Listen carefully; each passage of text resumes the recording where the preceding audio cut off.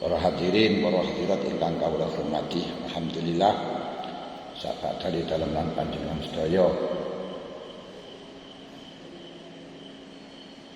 libur sementara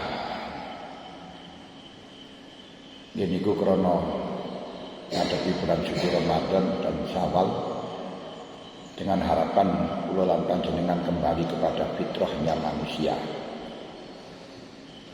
Niku Idul Fitri.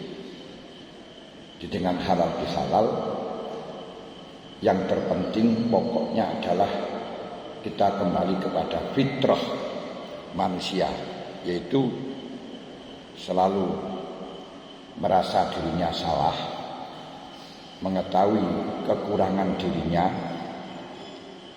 mengetahui kelemahan dirinya, mengetahui ketidakberdayaan dirinya, sehingga akan mengenal kekuatan Allah, kekuasaan Allah, kemuliaan Allah, keagungan Allah, yang sehingga kita harus tunduk patuh kepada Allah dengan menghilangkan rasa boten itu jangan, boten tidak mau, tidak moh, dan menghilangkan rasa punya kebaikan di hadapan Allah. Itu yang inti dari halal bihalal. Makanya dalam halal bihalal kula lan panjenengan kengken ngaku lepat, rumangsa salah di hadapan Allah, rumangsa salah di hadapan makhluk, rumangsa salah di hadapan manusia, rumangsa kalau tidak berdaya, rumangsa tidak punya kekuatan, rumangsa tidak punya kehebatan, yang akhirnya harus tunduk kepada perintah Allah dengan menghilangkan boten, tidak mau atau mencegah. Kedua, menghilangkan rasa punya kemuliaan, punya keistimewaan, punya kebaikan.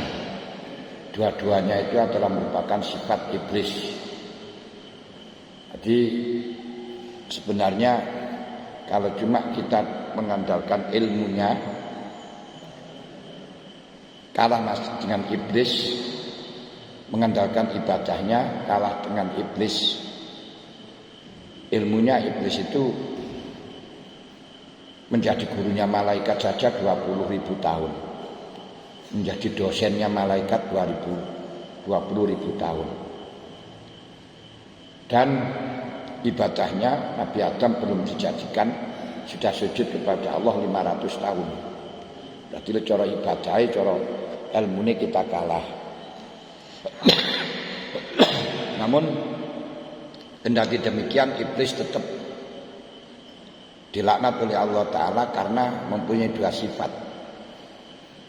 Yaitu apa? Tidak mau, sombong.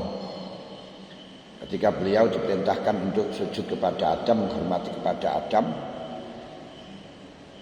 dengan firman-Nya, qala rabbukal malaikatu isjudu li Adama fasajadu ila iblisya. Ai wa qala rabbukal malaikati wal iblis. Allah Ta'ala mengatakan kepada malaikat dan iblis, usjudu li Adama, sujudlah kepada Adam, hormatlah kepada Adam, terima kasihlah kepada Adam. Malaikat tunduk kepada perintahnya Allah. Iblis mengatakan moh, apa? Moh. Berarti orang yang diperintahkan oleh Allah Ta'ala, diperintahkan oleh kekasihnya Allah, diperintahkan oleh ulamanya Allah, moh, itu berarti sifatnya iblis. Moh, gah, itu berarti sifatnya iblis.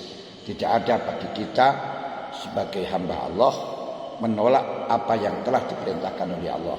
Makanya dikatakan, maka nalil mu'minina idza qadallahu wa rasuluhu ayyakuna lahumul khiyarah. Maka nal mu'minina idza qadallahu wa rasuluhu ayyakuna lahumul khiyarah. Bagi orang iman ketika sudah ditetapkan oleh Allah dan utusan Allah, termasuk utusan Allah adalah orang-orang yang menjadi utusannya Allah, atau menyampaikan risalahnya, utusannya Allah. Kok di situ masih milih moh? Nah, ini berarti iblis. Kedua, ketika ditanya tidak maunya, menyegahnya wis keliru, setelahnya itu ditanya malah justru menunjukkan kesombongan. Ketika Allah Ta'ala mengatakan kepada iblis, ma mana'aka alla tasjuda idza amartu, ketika saya perintahkan kamu tidak sujud, kenapa? Qala ana khairum minhu khalaqtani min nar wa khalaqtahu min tin.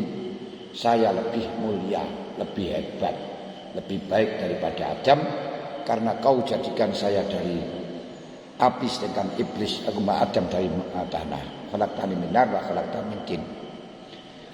Wa kendati mempunyai ilmu, kendati beramal baik, ibadah yang sangat berlimpah, tapi karena mempunyai dua sifat ini, akhirnya Allah Ta'ala mengatakan fahbit minha, turunlah dari surga. Wa ma yakunu laka an tatakabbara fiha, tidak patut engkau sombong di surga. Fakhruj minha mal'uman innaka minasyakirin, keluar dari surga dalam keadaan kau hina karena engkau orang kasar. Makanya untuk mengeluarkan sifat keiblisan kita dengan halal bihalal, sehingga bisa kembali kepada fitrahnya manusia, kembali kepada fitri, yaitu dengan menghilangkan rasa saya lebih baik dan menghilangkan kata-kata moh, kata-kata menolak, kata-kata moh. Apa kan bahasa Jawa ini moh, boten, walaupun bahasanya boten, moh, boten, jangan.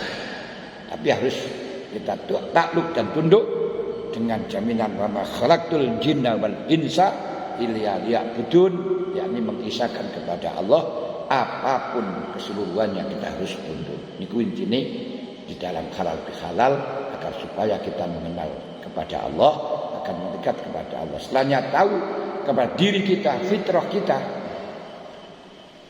Nah, setelah tahu kepada fitrah kita, giniku man arafa nafsah, siapa mengenal pada fitrahnya dirinya, arafa waqad arafa, bahkan kenal kepada Allah Ta'ala. Siapa yang tidak tahu fitrahnya dirinya, tidak akan mengenal kepada Tuhannya, tidak mengenal kepada Allah.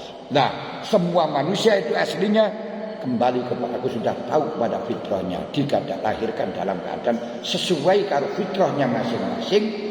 Sedangkan bangkang moh, malih dadi Yahudi meh, akhirnya dadi Nasrani moh, akhirnya dadi Majusi, dadi Wasani, keseluruhannya itu karena pengaruh lingkungan yang didasari dari orang tua dua, dengan kata Rasul, kullu mauludin yuladu alal fitrah fa abawahu yuhawidanihi wa yunasiranihi wa yumajjisanihi. Ini mulane dengan pengaruh wong tua wa iso keluar saka fitrahnya, dengan mengeluarkan kesombongan karena didikan orang tua, dengan mengeluarkan egonya karena didikan orang tua. Di sini pada hari raya kita diperintahkan untuk kembali kepada fitrah dengan melakukan halal bihal, diwujudkan dengan halal bihalal. Niki penting bagi kita. Pun iku mawon rasah dawa, kita teruskan pengajian rutinnya.